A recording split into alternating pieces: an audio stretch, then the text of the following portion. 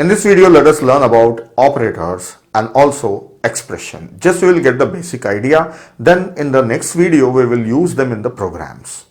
So let us understand what are operators. See, operators are predefined in C++ programming. They are useful for performing some operation, and there are symbols used for operators. And like in mathematics, plus is the symbol used for adding two numbers. Same way, here symbols are there and every symbol is having some operation associated with it. So let us look at some of the operators I have written here. See, first of all are arithmetic operators. Arithmetic operators are addition, subtraction, multiplication, division and mod. These are the operators I am going to discuss them right now. Then the other operators, that is relational operators, these are useful for comparing numbers, comparing values. So these operators are less than equal to, greater than equal to and not equal to. So these operators we'll learn afterwards. Now next is logical. Now I don't know whether you have the idea about this one or not, but I will cover it as a very new and fresh topic for you. So later on we will learn about this. This is and, or and not, logical operations. And this bitwise operations are also similar, but they have a big difference compared to these two. These are also and, or, not and XOR. So we will learn, we have a separate video on this one. Then increment decrement operator. These are more powerful and more commonly used operations in C++ programming. Next is assignment. We have used this one, right, for storing the value. And there are many other operations. So we will learn them as we go on covering the new topics. As our course moves on, we will learn about more operators. So right now in this video, we will learn about arithmetic operations and also we will learn how to form expressions. So let us get the idea about this one. Let us take the operation. See, addition, subtraction, multiplication. This is star. It is also called as asterisk, right? This is called as asterisk. Students call it as a star. This is asterisk. Addition, subtraction. This is used as multiplication, and then this is division, and this is percentile symbol, and this is mod. This we call it as mod in C++.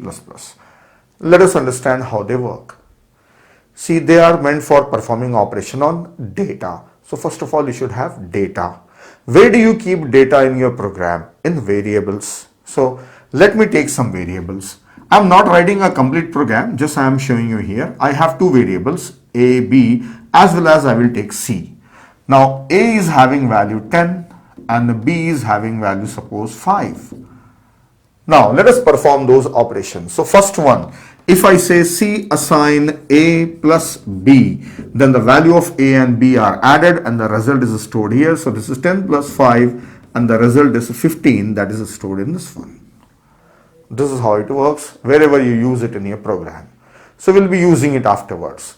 Now instead of this one, first one, if I use this C assign A minus B, then this is 10 minus 5 and the result of this one is 5, that is stored here.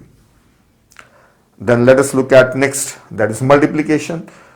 Third one, if I write like this, C assign A multiplied by B, then this is 10 into 5. The result is 50, that is stored in this one.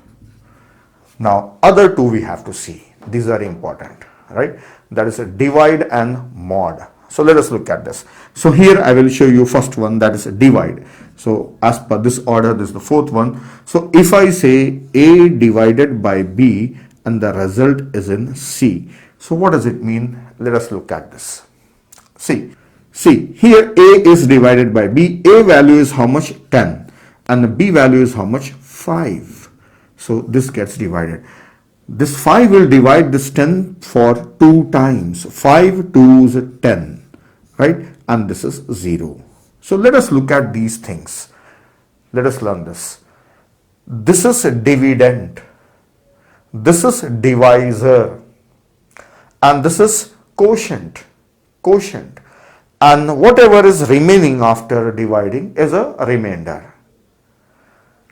Dividend, divisor. So this is important for us. This is quotient. This is remainder. This is quotient and this is remainder. So when I use divide, what I get? If I use divide, I get the result, that is quotient. So 10 divided by 5, quotient is 2. This is 2. If suppose this is not a 10, I will change it. Now instead of 10, if suppose this A is 13, then what? So let us see it by removing this one. I will show it here. See, here I have A is 13 and B is 5. These are integers. Then if I say C assign A divided by B, then what happens? A is 13, 13 divided by 5, and this gets divided by 2 times, and the result is 10, and this is remainder. So what is quotient? Quotient is 2 and the remainder is 3, right? So this gives what? Quotient. Division gives quotient. So what will be the result? 13 divided by 5 is 2. It is not 2, it is 2.6. So that is decimal. It is floating point. But what is the data type we have taken? We have taken integer. So it will be integer result only. So this is the one important thing that you should know. If you're performing division on integers, then the result is also integer. Even though if you're getting the result in floating point, it will not be in floating point. Then how to get floating point result, I will show you afterwards.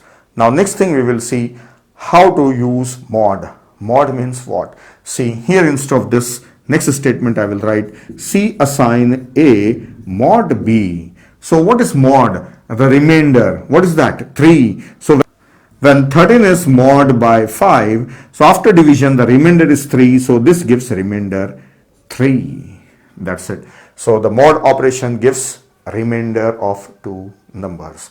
So this difference you should know it clearly, that divide gives quotient. This is quotient, and the mod gives remainder.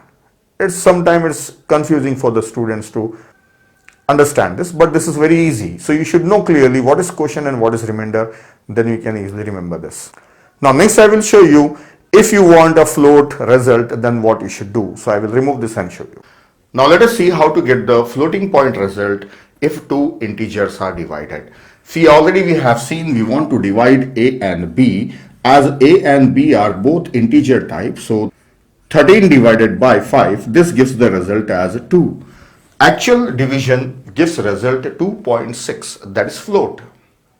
So we want the result in float, but these 2 are integers, we won't get it. But we have to typecast it to get a float. So what is typecasting? So we can change the data type of this result. This is 2. If you write that we want it to be a float, so the actual result what we get, that is 2.6, that 2.6 will be given to us, and the variable to take this should be float type. So I have taken C, that is float type here. Now this integer division gives floating point result. So this is called as typecasting. Typecasting means changing the data type. Here the result will be integer, but we are converting into float at the time of division only, right? At that time only, right? Because the result we are getting, it is 2.6, and imagine it is truncated and it is giving us 2. But we said that no, we want 2.6 only. So write typecasting here, you get the actual result, that is 2.6. So this is typecasting. So this is how we can get the float result from integer division. Now next, here I have one more example. I have 3 variables, all are float only. Now if I want to divide A by B, then the result will be floating point result only. It will be a floating point result, and the result I will take it in variable C. So I don't have to worry about typecasting anything, because A and B are of type float, so the result will be float. So from this we can understand that if we have integers and we perform any arithmetic operation on integer, we get the result in integer. If it is a float, then we get the result in float. Similarly, if you have any other data type, you will get the same data type, result as same data type. Now next I will show one more thing.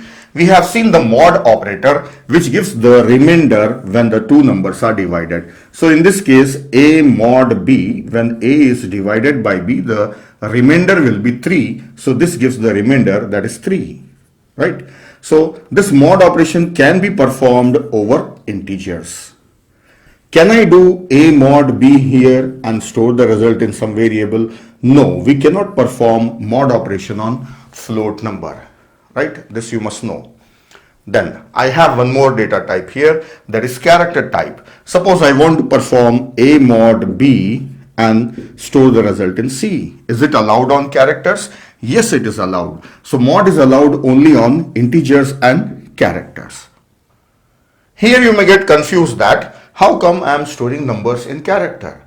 So if you remember, we have learned in the data types that characters are nothing but numbers. These are codes. So every character is having a ASCII code. So actually a character is integral type only. So it will store the codes of the character. So if you're not storing any character, directly you can assign a code also. Or else if I write A here, then this is nothing but 65. It's a numeric value 65. So when you perform mod operation is performed on their numeric values, that is integral values. So that's all. Mod operation is allowed on these two. So in this video we have learned about the operators, right? I have explained you the working of the operators. Now in the next video I will show you how to write expression and what does it mean by precedence. Then after that we will write some programs using operators.